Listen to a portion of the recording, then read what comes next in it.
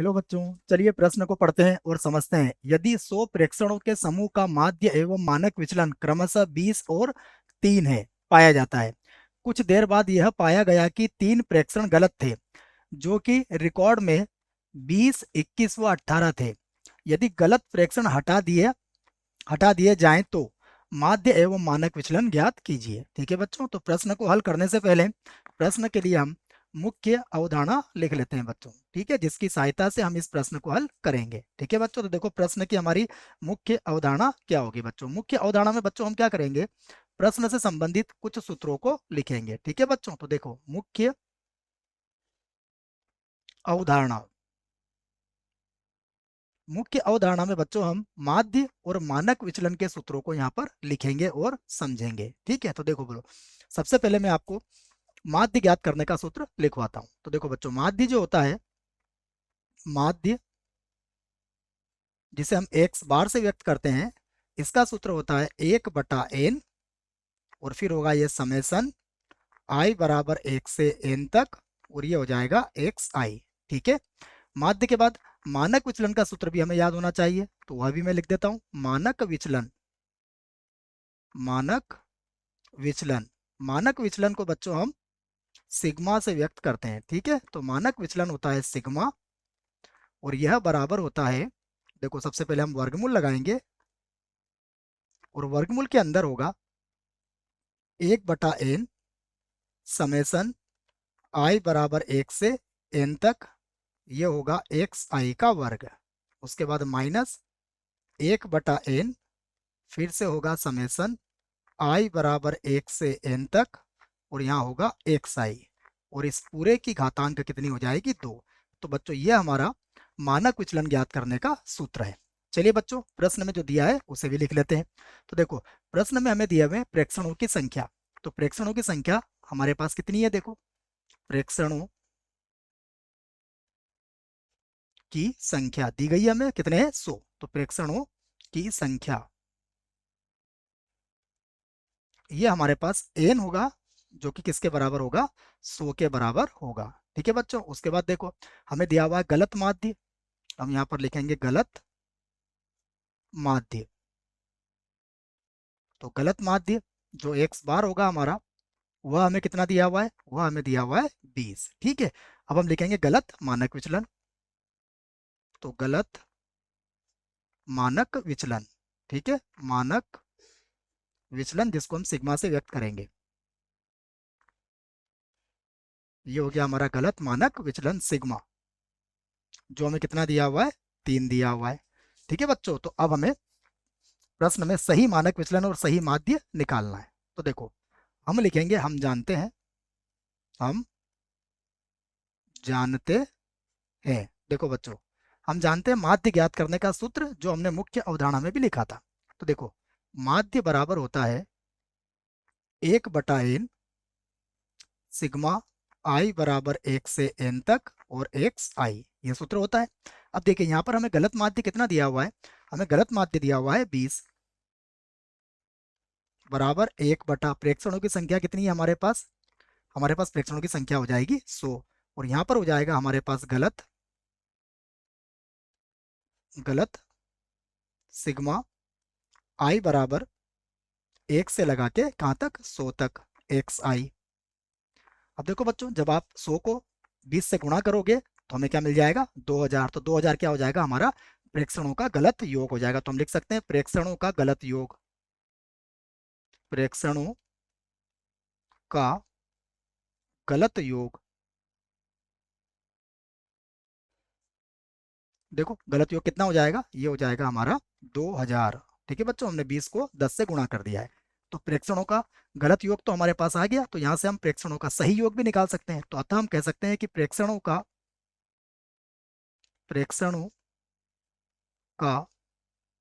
सही योग, सही योग। तो देखो बच्चों, सही योग कैसे निकालेंगे, प्रश्न को हमें पढ़ेंगे। तो सही योग में देखो हमारे पास जो प्रेक्षणों का गलत योग था वह कितना था, 2000, और इसमें से हमारे 3 प्रेक्षण गलत थे। पहला प्रेक्षण गलत था हमारा 20, उसके बाद था 21, और उसके बाद वाला प्रेक्षण था 18। तो बच्चों इनको हम घटा देंगे। तो जब 2000 में से इनको घटाएंगे तो ये हो जाएगा हमारा 1941। ठीक है बच्चों, ये 1941 आ गया।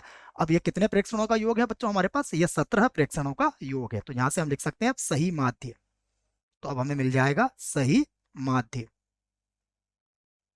ठीक है, और सही माध्य क्या होगा? सही माध्य होगा हमारा 1941। और अब किसका भाग लगा देंगे इसके अंदर? 97 का बच्चों, क्योंकि 3 प्रेक्षण हमने कम कर लिए। ठीक है, जब इसको भाग लगाएंगे तो ये लगभग आ जाएगा हमारे पास 20.01। तो बच्चों यह हमारा एक उत्तर होगा।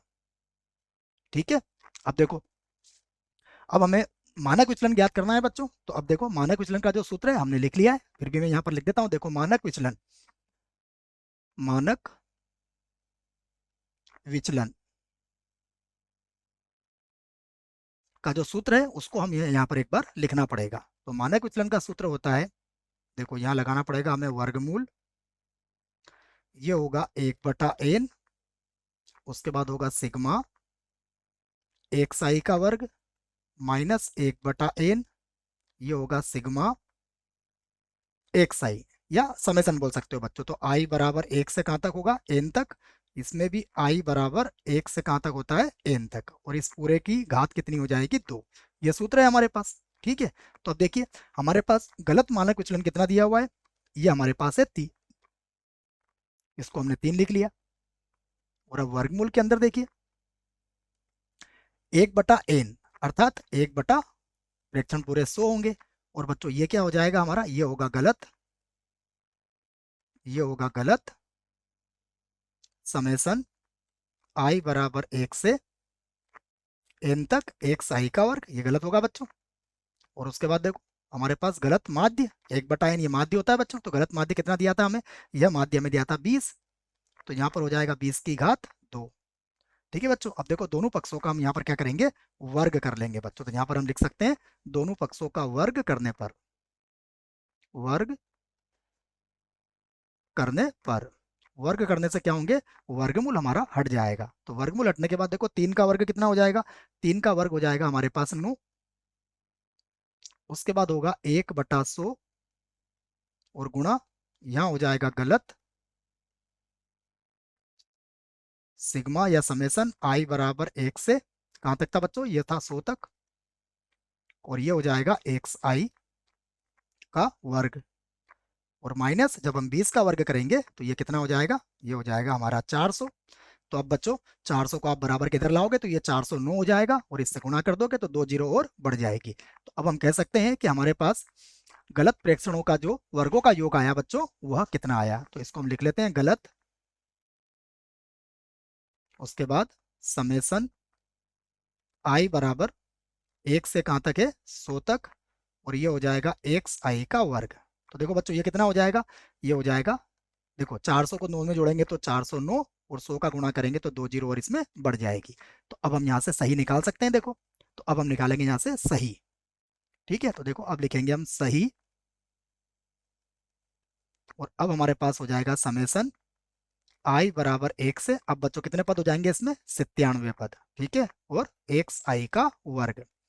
तो अब हम क्या करेंगे? 4 जीरो 9 जीरो था, इसमें से देखो सबसे पहले हम 20 का वर्ग घटाएंगे।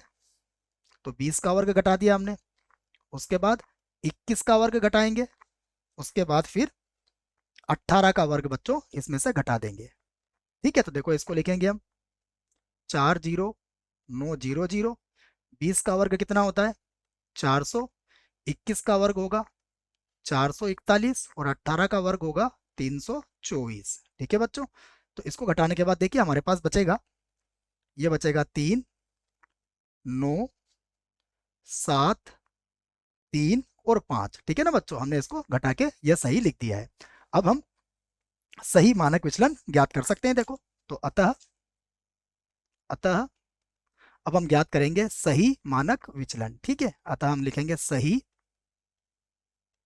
सही मानक विचलन। ठीक है बच्चों, मानक विचलन। ठीक है, सूत्र हमें याद ही है।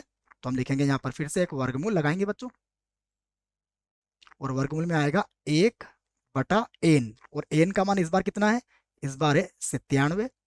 उसके बाद सिग्मा एक्स आई का वर्ग हमारे पास कितना आया है, ये आया है हमारे पास 3, 9, 7, 3 और 5, ये सही आया है बच्चों। उसके बाद लगाएंगे माइनस, और देखो अब हमारे पास जो माध्य आया, सही माध्य कितना है, सही माध्य है हमारे पास 20.01, और इसका क्या हो जाएगा बच्चों, वर्ग हो जाएगा। ठीक है, तो ये हमारा सही मानक विचलन बच्चों यहाँ पर आ जाएगा। ठीक है, तो बराबर, अब देखिए हम इसको भाग लगा लेंगे, तो हम फिर लिखेंगे वर्गमूल, इस बार थोड़ा छोटा वर्गमूल ही लगाएंगे बच्चों। अब देखिए इसको जब 97 से भाग लगाएंगे तो ये आएगा हमारे पास, लगभग आ जाएगा बच्चों 409 और 0.63 और लगभग 9 आ जाएगा बच्चों। ठीक है, और माइनस यहाँ पर देखो 20.01 का वर्ग करेंगे तो ये हो जाएगा हमारे पास 400 और फिर 0.4001 आ जाएगा बच्चों। तो अब यहाँ से देखो घटा लेते हैं इसको, तो अब घटाने के बाद हमारे पास वर्गमूल में बचेगा, फिर से लगाएंगे हम एक वर्गमूल, और हमारे पास आ जाएगा वर्गमूल में 9.23 और 9। ठीक है ना बच्चे, इसको आराम से घटा सकते हो आप। अब भाग विधि से इसका वर्गमूल निकालेंगे, तो भाग विधि से वर्गमूल निकालने पर बचेगा 3.038। तो ये बच्चों लगभग हमारे पास सही मानक विचलन होगा, और यह हमारा दूसरा उत्तर होगा बच्चों इस प्रश्न के लिए। आशा करता हूं आपको इस प्रश्न का उत्तर समझ में आया होगा। धन्यवाद।